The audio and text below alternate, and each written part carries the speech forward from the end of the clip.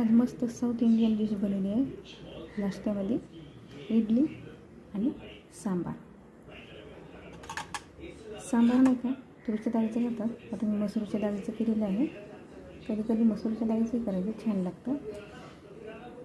मस्त याला फोडणी देऊन व्यवस्थित सांबार बनवलेला आहे. व त्याद्वारे इडली बनवलेली आहे. इडली मस्त सॉफ्ट झालेली आहे व दाणेदार झालेली आहे.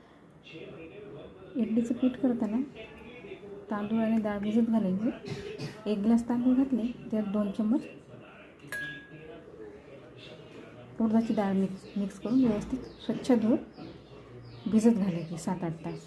मग मस्त थोडं दरदरच इडलीला दळायचं. अशा प्रकारे मस्त सॉफ्ट इडली बनवून तळायची. आणि रात्री त्यामध्ये अजिबात मीठ वगैरे टाकायचं नाही. फक्त 1 पिचली आपलं कांद्याचं कवर त्यामध्ये टाकायचं, भिजत घालायचं ओव्हरनाईटमध्ये. मस्त फ्लफी होतं आणि चव छान लागते. आणि पीठ दळताना पाणी थोडंच टाकायचं, थोडं थोडं करून टाकायचं. व्यवस्थित एका भांड्यात गच्च झाकून ठेवायचं. मस्त फ्लफी होतं व त्यामध्ये सकाळी मग सोडा टाकायचा. अशा प्रकारे इडल्या मऊ सॉफ्ट बनते. व मीठ टाकून स्टीम करायच्या इडल्या. मग खायला पण छान लागते, भारी लागते, करायला पण मस्त आहे. मुलं तर नक्की आवडून खातील. एकदा नक्की ट्राय करा अशा प्रकारे.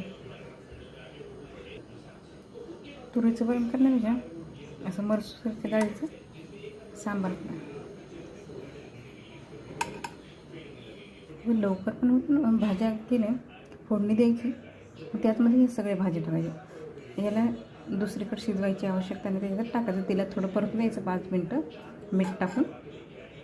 मग डाळ सोडायची आपण ही. आणि अशा प्रकारे सांबार होईल आपलं. आणि लवकर पण होतं, जास्त वेळ लागत नाही खायला.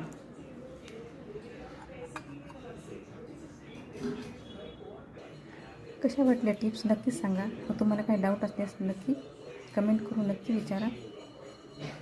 आवडल्यास चॅनलला लाईक करा, शेअर करा, सबस्क्राईब करा. थँक्यू.